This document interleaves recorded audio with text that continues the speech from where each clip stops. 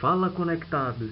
Nessa aula, nós vamos estudar sobre o conceito de função. A nossa proposta é abordar a definição de função em duas perspectivas. Na primeira, nós iremos definir o conceito de função intuitivamente, ou seja, uma definição não formal de função. Em seguida, a gente vai abordar o conceito de função formalmente, ou seja, matematicamente. Depois analisaremos o que é um domínio e uma imagem de uma função. Em seguida, como construir o gráfico de uma função. E por fim, nós iremos resolver algumas questões do Enem sobre função. Ou seja, como o Enem costuma abordar questões sobre função. Simbora? O conceito de função, presente nos mais diversos ramos da ciência, teve a sua origem na tentativa de filósofos e cientistas em compreender a realidade e encontrar métodos que permitissem estudar e descrever os fenômenos naturais. Ao longo da história, vários matemáticos contribuíram para que se chegasse ao conceito atual de função.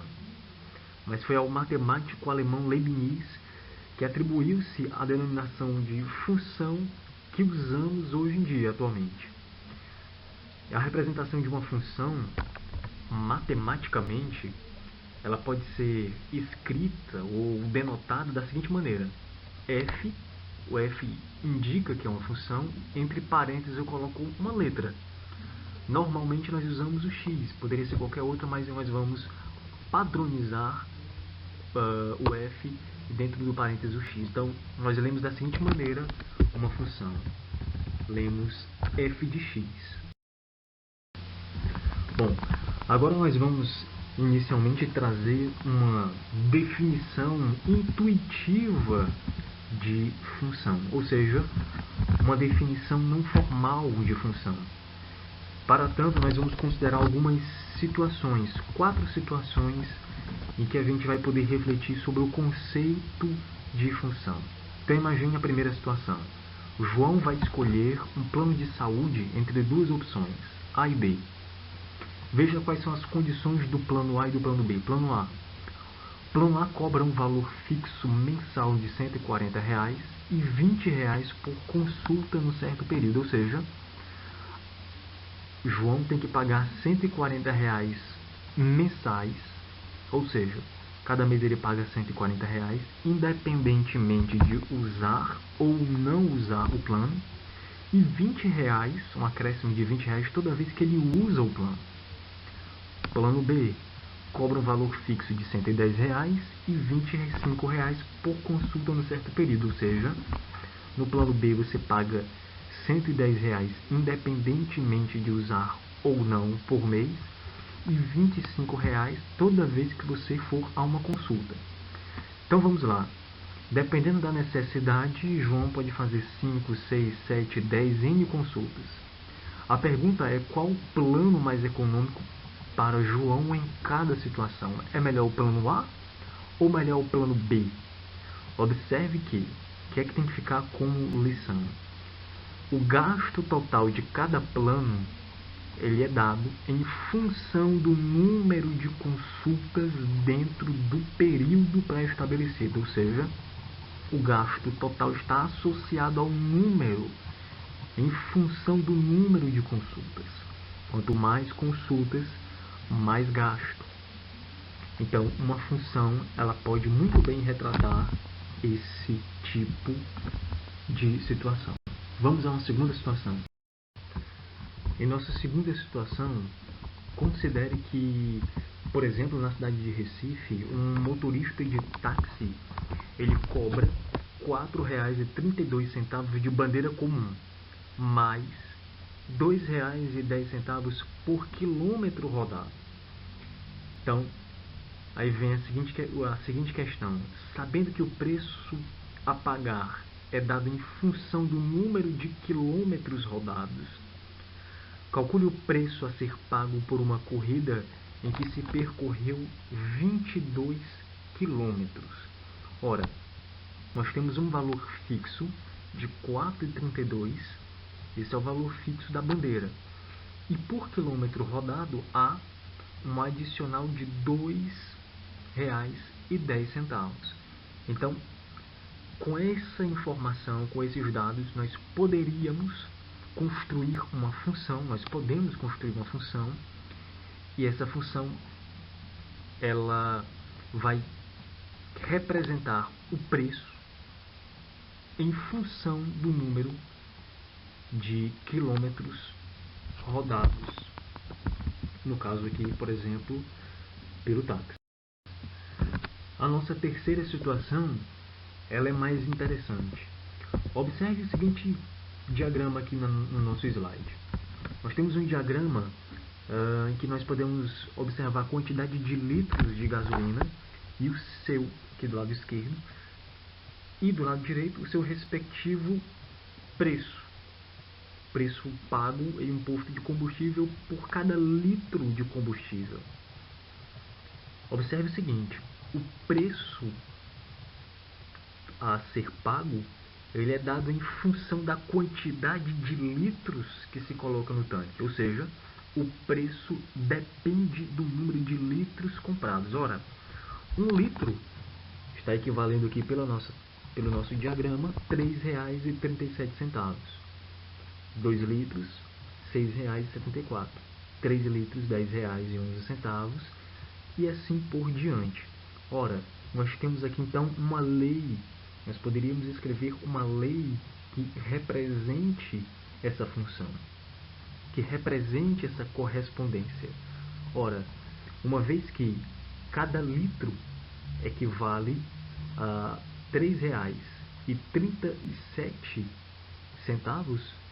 nós podemos estabelecer uma lei em que o preço a pagar nós podemos representar por P, preço. Cada litro, o preço a ser pago por cada litro é R$ 3,27, e nós podemos representar pela letra X a quantidade de litros, ou seja, uma função que depende do número de litros. X é o número de litros, então nós podemos escrever a seguinte função, ou a lei da função, ou uma fórmula matemática dessa função. P, que é o preço a ser pago, P é igual a 3,37,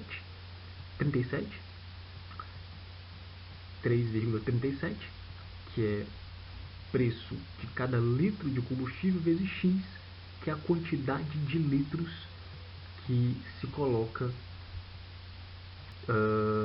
no veículo. Beleza? Por fim, vamos apresentar a quarta e última situação antes de nós definirmos formalmente o conceito de função. Então, considere uma tabela em que nós temos nessa tabela a relação da medida do lado de um terreno. Esse terreno é quadrado.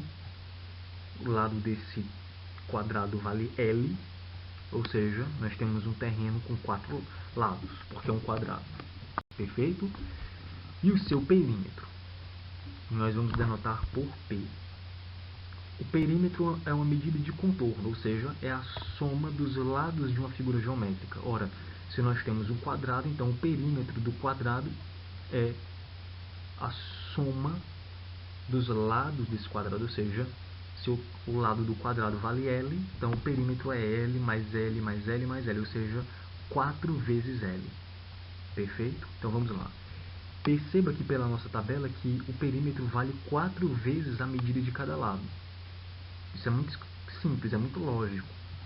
Se a medida do lado vale 1, então o perímetro vale 4. Por quê? Porque nós somamos todos os lados. Como o quadrado tem 4 lados, nós temos 1 mais 1 mais 1 mais 1, que é 4.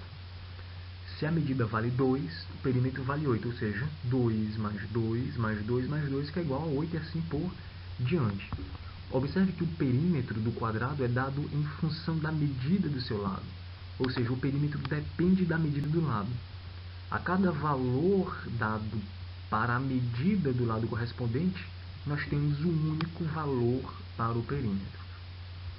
Então, matematicamente, nós podemos escrever essa função da seguinte maneira. P, que é o perímetro, é igual a 4 vezes L. Perceba que nós temos duas variáveis, P e L. A variável P, ela é a variável dependente, porque o perímetro depende da medida do lado. E a medida do lado, que é L, é a variável independente. Ela não depende do perímetro. É o perímetro que depende da medida do lado. Beleza? Tranquilo?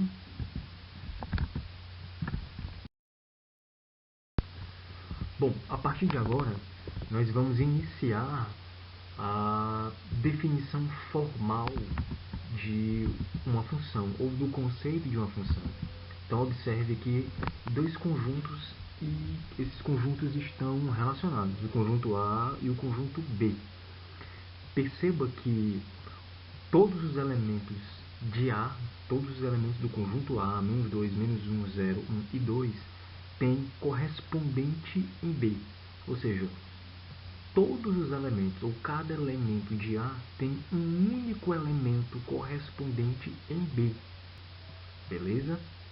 Então, essa é a primeira ideia de função, de que o conjunto A, o primeiro conjunto, ele tem todos os seus elementos correspondentes em B. O que não poderia acontecer é de ter um elemento do conjunto A que não haveria ou que não teria correspondência com um elemento do conjunto B. Outro fator a ser notado é que os elementos de B são 3 vezes, é um fator multiplicado 3 vezes o elemento ou os elementos de A. Por exemplo, a primeira correspondência, menos 2 e menos 6. Menos 2 vezes 3 é menos 6. A segunda correspondência, menos 1 vezes 3 é menos 3. A terceira correspondência, 0 vezes 3 é 0. A quarta correspondência, 1 vezes 3 é 3. E a última correspondência, 2 vezes 3 é 6. Ou seja, então nós temos uma função, porque cada elemento de A tem um correspondente em B, e nesse caso específico, a lei, ou a fórmula, ou a lei da função é y, ou seja, o resultado dessa correspondência é 3 vezes x, ou seja, 3 vezes, no caso aqui, o conjunto A. Então, nós vamos ver agora alguns casos em que nós não temos uma função. Quer dizer, quando é que nós não temos uma função? Então, considere dois conjuntos. O conjunto A com os elementos 0 e 4, o conjunto B com os elementos 2, 3 e 5. E nós vamos relacionar da seguinte maneira. Cada elemento de A é menor do que um elemento de B. Então, vamos lá. 0 é menor que 2, é menor que 3, é menor que 5. Ou seja, o 0 é menor do que todos os elementos de B. Então, o 0 se corresponde, ou há uma correspondência do 0 com todos os elementos de B, uma vez que o 0 é menor do que todos eles. O 4 é maior do que 2, então não se liga. O 4 é maior do que 3, então não se liga. O 4 é menor do que 5, então ele se liga ao conjunto B.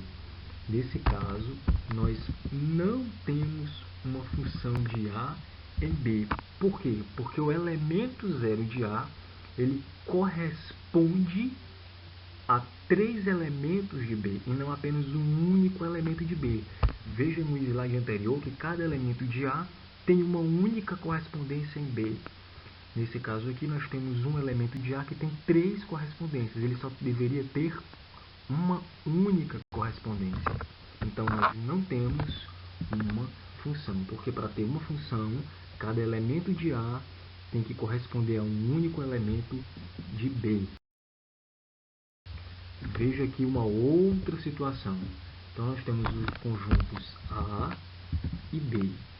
Conjunto A com os elementos menos 4, menos 2, 0, 2 e 4. Conjunto B com os elementos 2, 0, 2, 4, 6 e 8. E nós relacionamos da seguinte maneira. Nós associamos os elementos de A aos elementos de igual valor em B. Então vamos lá. O que é que tem em A que é igual ao que tem em B? 0 é igual, então 0 corresponde. 2 é igual, então 2 corresponde. 4 é igual, então 4 corresponde. Somente o 0, 2 e o 4 são os elementos que aparecem tanto em A quanto em B. Por que nós não temos uma função? Nós não temos uma função porque em A, perceba que há elementos em A que não têm correspondente em B. Quais são? Menos 4 e menos 2. Esses dois elementos de A não têm correspondente em B. Nesse caso, nós não temos uma função de A em B. Por quê? Porque para ter uma função, todos os elementos de A têm que ter um correspondente em B. Está claro isso? Então, nós temos duas condições. Que, primeiro, cada elemento de A tem que ter um único correspondente em B. Segundo, que todos os elementos de A têm que ter uma correspondência em B. Então aqui nós chegamos à nossa definição formal, ou seja, a nossa definição matemática para uma função. Então, dado dois conjuntos não vazios A e B, ou seja, esses conjuntos possuem elementos, uma função de A em B é uma relação que indica como associar cada elemento x qualquer do conjunto A um único elemento y do conjunto B. Então, nós vamos usar a seguinte notação. Perceba, nós temos o conjunto A com o elemento x. Nós temos aqui o f, a função. Essa função é que faz a associação de x com o conjunto A com o único elemento do conjunto B.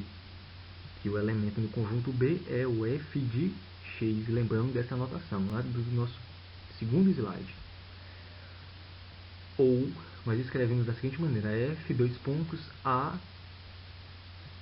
setinha para a direita, B. Como é que você lê isso? Você lê o seguinte: f de A em B. Função f de A em B. Ou seja, a cada x de A corresponde um único f de x de B, levado pela função f. É assim que a gente faz a leitura dessa notação. Tranquilo?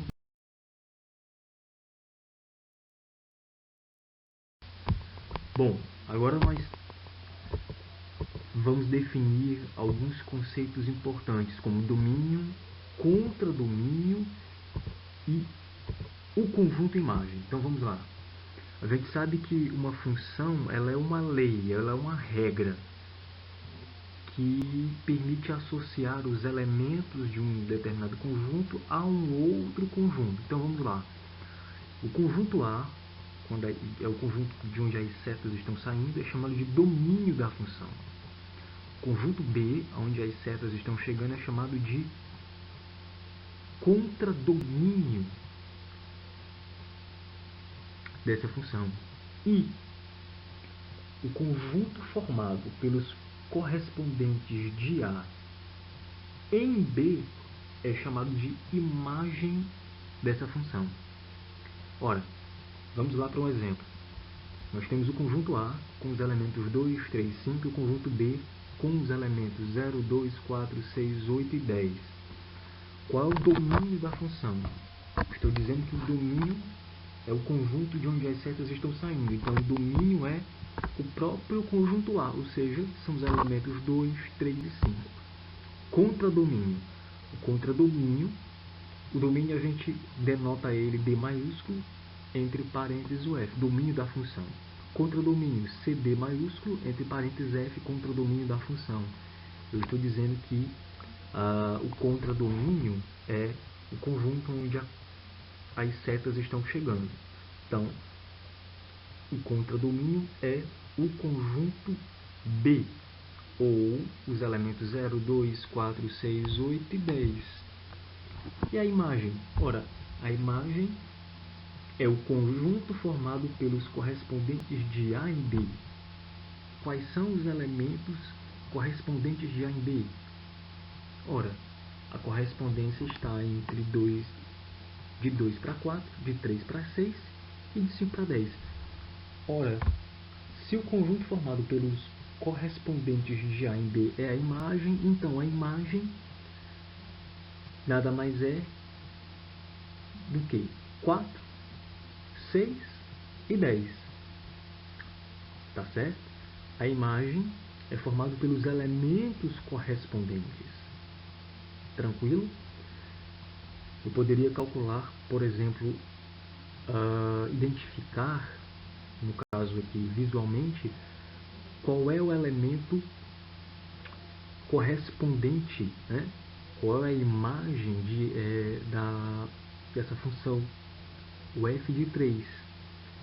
Ora, o f de 3, o elemento correspondente ao elemento 3 do conjunto A é o elemento 6. Letra E. Qual é a imagem do elemento 5? O f de 5. O f de 5, o elemento correspondente ao elemento 5 é o elemento 10. Então, o f de 5 é 10. Agora, se eu tenho o f de x, se eu digo que o f de x é igual a 4, quem é o x? Ora, se o f de x é o 4, ou seja, a imagem, qual é o domínio? É o 2. Só você olhar aqui para o gráfico, para o diagrama. Né? Nós temos o 4 aqui onde a seta está chegando. E nós temos de onde a seta está saindo, que é o 2, ou seja, neste caso, o x é o 2.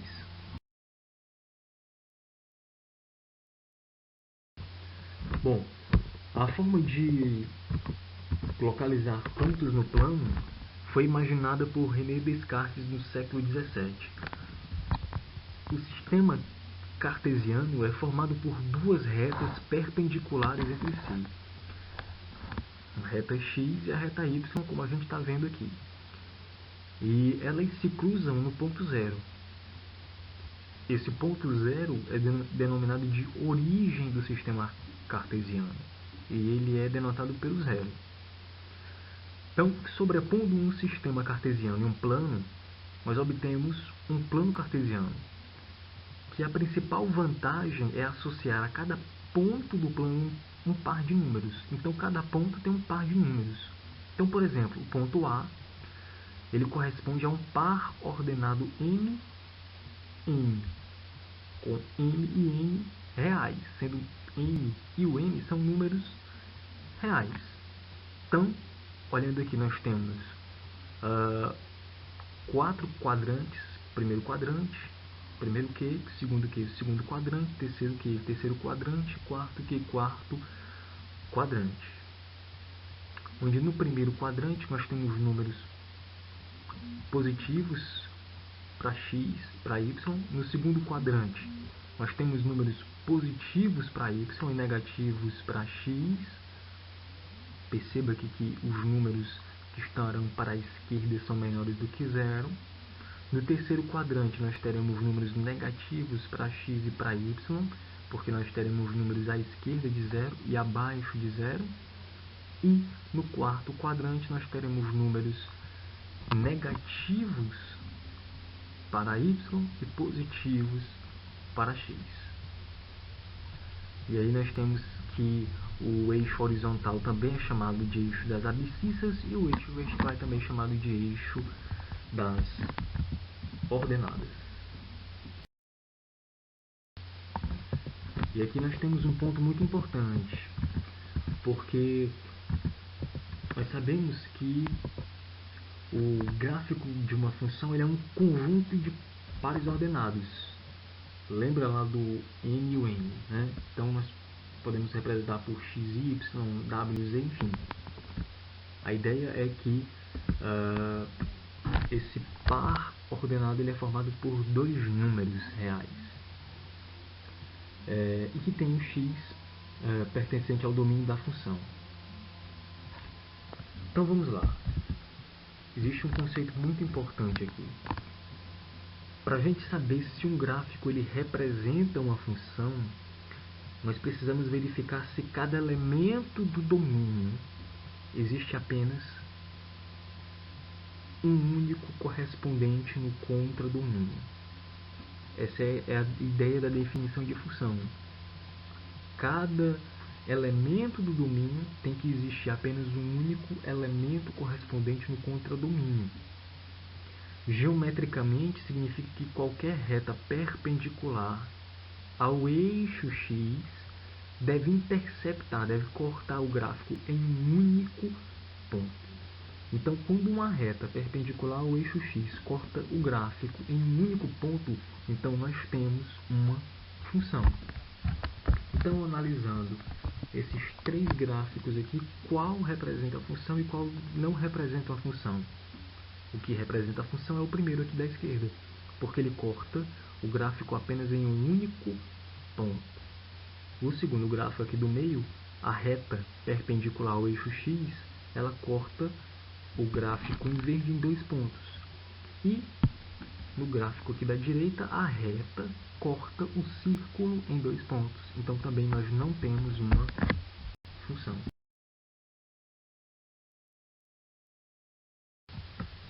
Então, como é que eu identifico o domínio e a imagem visualmente em um gráfico? Supondo que esse gráfico represente uma função, ou seja, uma reta perpendicular ao eixo x corta o gráfico em apenas um único ponto. Então, esse gráfico ele representa uma função.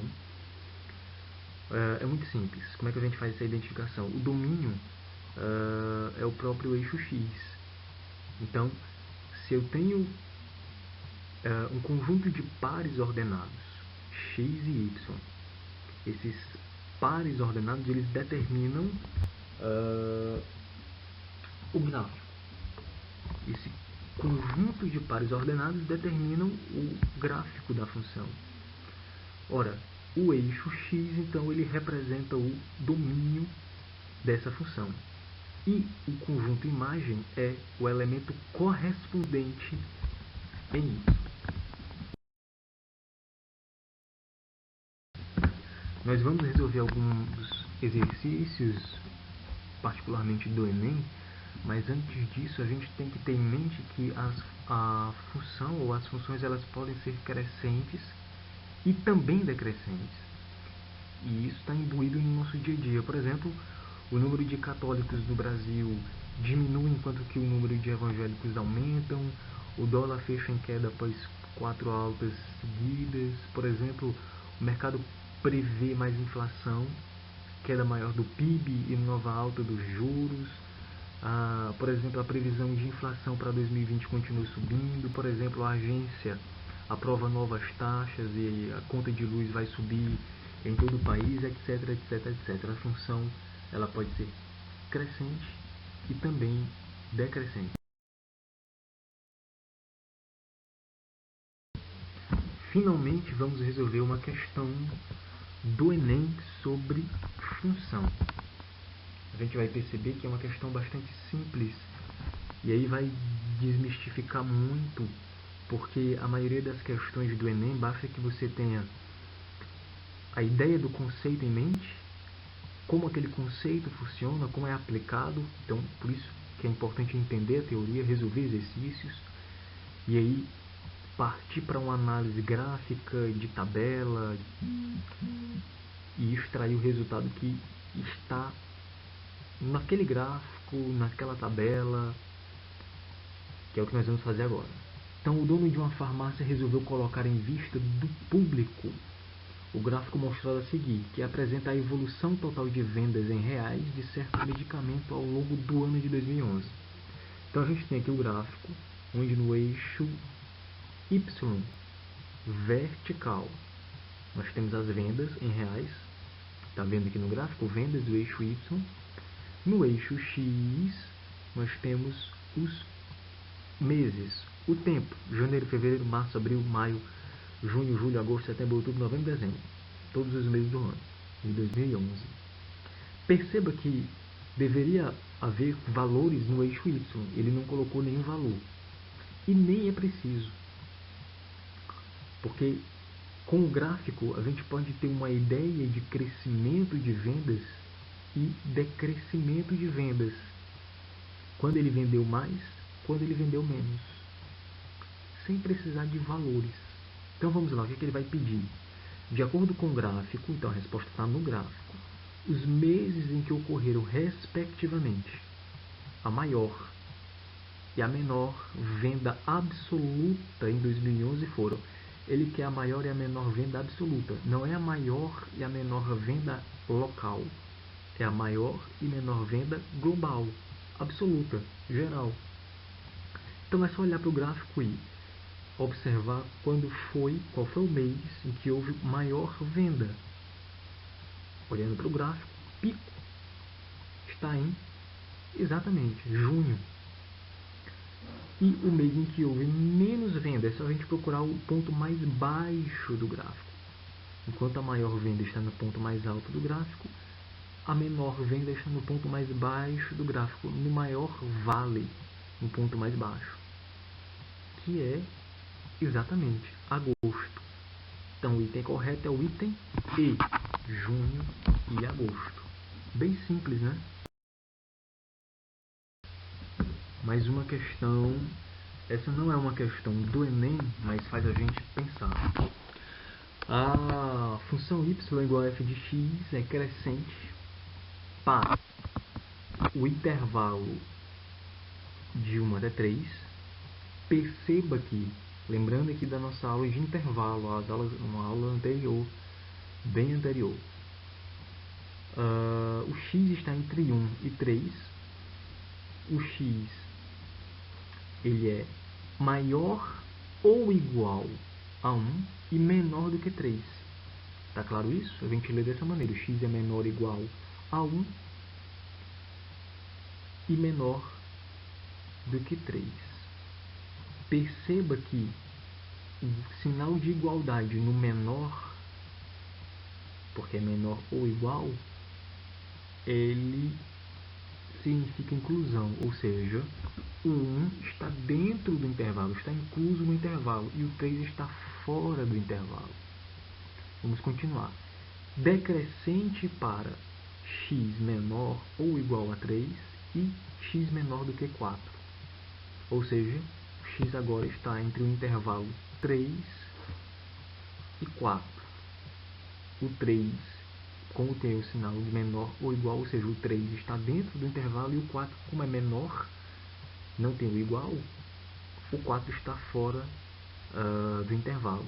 E é constante para x maior ou igual a 4. O 4 está dentro do intervalo porque nós temos a igualdade maior ou igual, então o 4 está dentro do intervalo.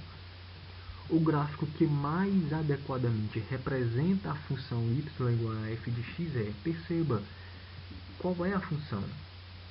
Y igual a f de x, mas f de x é quem? Não me interessa. É típico de uma questão do Enem. É uma interpretação. Então vamos lá. É só a gente olhar. A função ela vai ser crescente em que? Entre 1 e 3. Então procure aqui. Vamos procurar entre 1 e 3. No item A,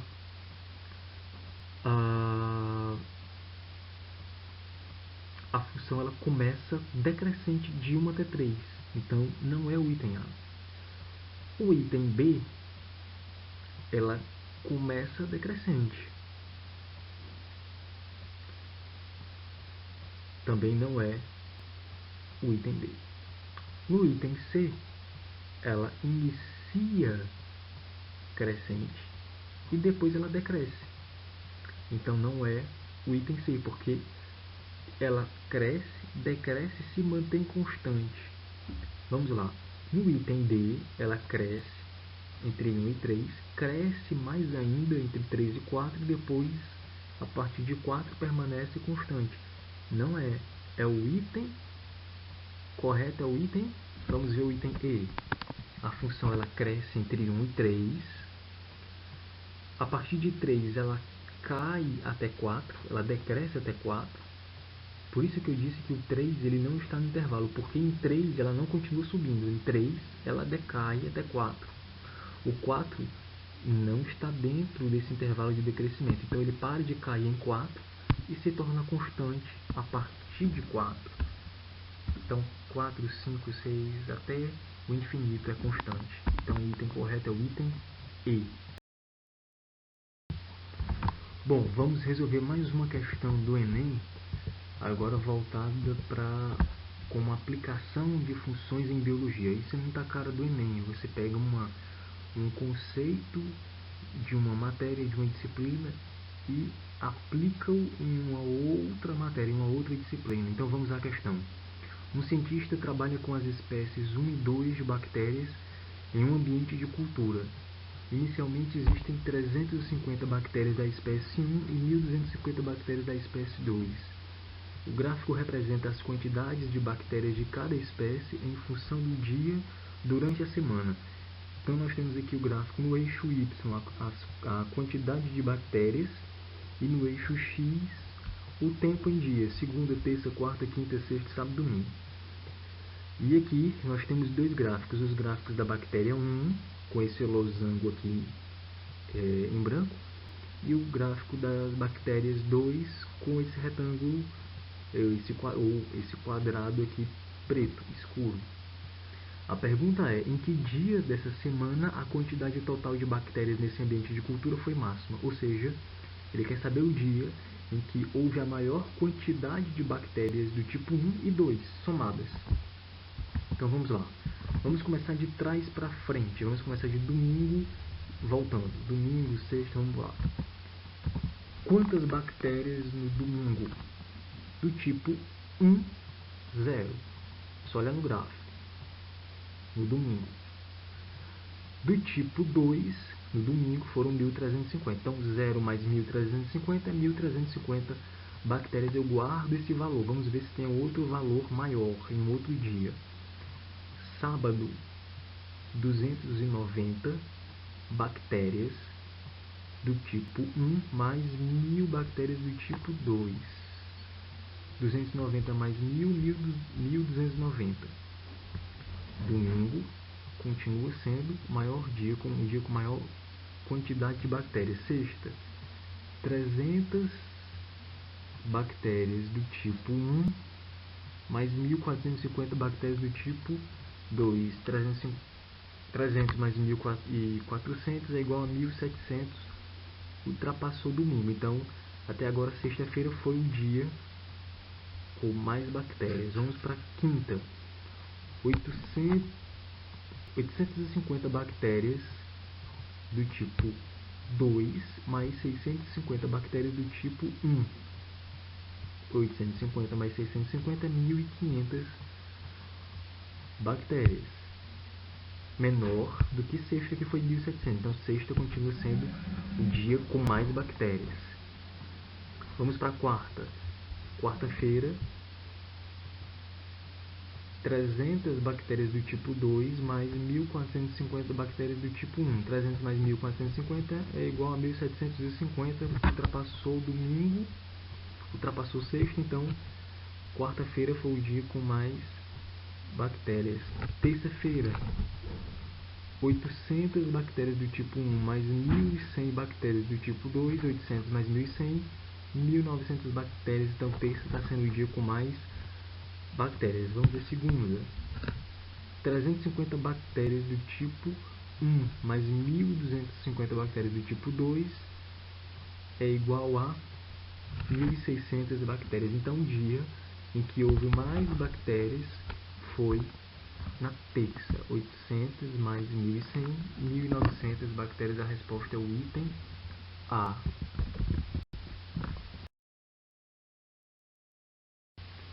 E agora nós temos uma aplicação de função na física. Essa questão eu vou deixar para vocês responderem e me apresentarem em sala de aula. Um rapaz desafia seu pai para uma corrida de 100 metros. O pai permite que o filho comece a 30 metros à sua frente. Um gráfico bastante simplificado dessa corrida é dado a seguir. Então, nós temos aqui dois gráficos, em verde e outro em azul. Ele está dizendo que o pai permite que o filho comece 30 metros à sua frente. O eixo Y é a distância em metros. o eixo x é o tempo em segundos. Eles fizeram uma corrida de 100 metros. Ora, se o pai permite que o filho comece 30 metros à sua frente, então quem é o verde e quem é o azul? Se o filho começa 30 metros à frente do pai, então o verde é o filho e o azul é o pai. Item A. Pelo gráfico, como é possível dizer quem ganhou a corrida e qual foi a diferença de tempo? Item B. A que distância do início o pai alcançou o seu filho? É exatamente no momento em que eles se cruzam. Tá certo? Item C. Em que momento depois do início da corrida ocorreu a ultrapassagem? É uma questão que você, analisando o gráfico, você consegue responder. Boa sorte. Então, na presente aula, nós estudamos o conceito intuitivo e formal de função, estudamos domínio contra domínio, a imagem, o gráfico de uma função, qual a característica do gráfico de uma função, que traçando uma reta paralela ao eixo x, esse gráfico corta, essa reta tem que cortar o gráfico em apenas um único ponto, e aí caracteriza-se o gráfico de uma função. E resolvemos algumas questões do Enem. Então, continue os estudos. Na próxima aula, nós iremos tratar sobre a função linear. Bons estudos, abraço a todos.